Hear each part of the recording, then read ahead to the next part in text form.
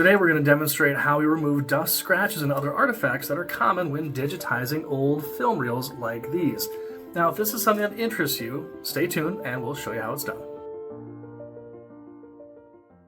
My name's Ryan, owner of Snapcash, located right here in downtown Mason City, Iowa. We do regular videos, taking you behind the scenes of our digitization process and showing you how we take your old analog memories, whether it's tapes, film reels, slides, negatives, etc., and transform them into the 21st century.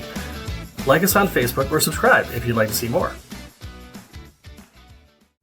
Once we've uploaded 8mm film, we use Adobe Premier Pro and a combination of a noise reduction filter from Neat Video. I'm not affiliated with either, but I just really like the product, that it helps me reduce noise, dust, and scratches from old 8mm film and other videos that just the competition I feel can't do as well. In this case, we'll go ahead and get started. I'm going to apply the noise reduction filter to our clip, and it's not just going to reduce noise automatically. We're going to have to prepare and build a noise filter around it. And I've already pre-selected a frame here, and I've selected a frame that actually had really no dirt, dust, or scratches at all, which is a perfect frame to find to build a profile on. So I'm going to use that and build a profile right there. And we're going to go ahead and do a profile check. And by default, the software did a pretty good job of picking up most of the noise. But you can see some of the residual noise left on the girl's face here, and we're going to go ahead and use these three images at the bottom and use our noise level slider and just keep moving up until most of that noise is gone and you can't see it anymore. And you want to make sure that you don't overdo it too much. You still want to remove as much as you can. Okay, looks like 55 is pretty good. We might even back that down to 50. So we can do that, and we'll hit finish. And then we're going to go ahead and go to adjust and preview, and we're going to go through a filter settings check. It's pretty self-explanatory. You just go step by step. In this case, we're going to do a noise level check.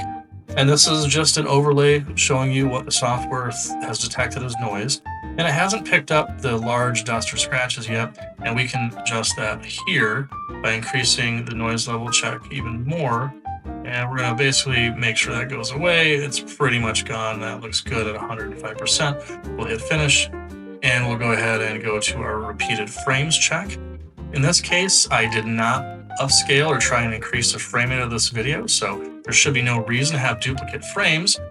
But in this case, since we have a lot of flicker with the candles, we're going to actually just get this up to about 30%, and we'll click our radius up to 4, so it can check 4 frames before or after to make sure it reduces any additional noise that it may find.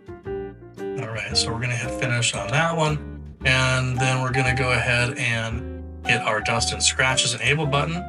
And if we have some really difficult frames that we just can't seem to remove the dust and scratches from, we'll go ahead and adjust the levels on that. And I think in this frame right here, there's a little spot on her forehead. We can try and adjust this and try and get rid of as much of that as possible, but it doesn't mean it's gonna do it. It tries its best as possible. We can get really aggressive with it, and this is about as good as we're gonna get it from a noise filter. We can adapt to changing noise as well, but we don't need to do that in this case.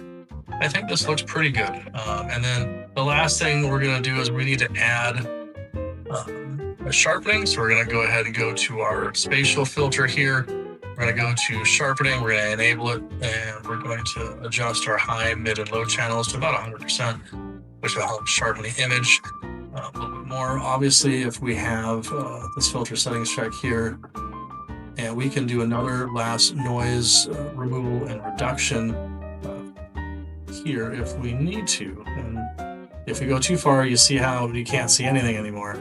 So we need to back it off. We don't probably need to go back down to negative. Well, we should probably keep that about +5, maybe +25, maybe +10. That looks pretty good. All right.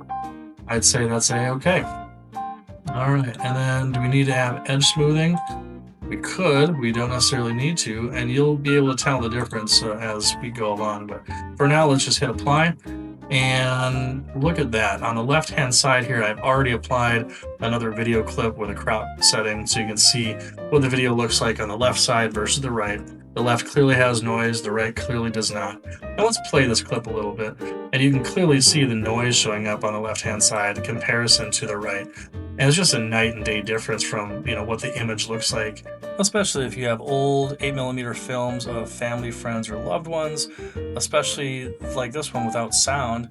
It's so nice to be able to see crystal clear images of your family members in comparison to the grainy, noisy images that you can clearly see on the left. So if this is something that interests you, please like us, subscribe, leave comments below.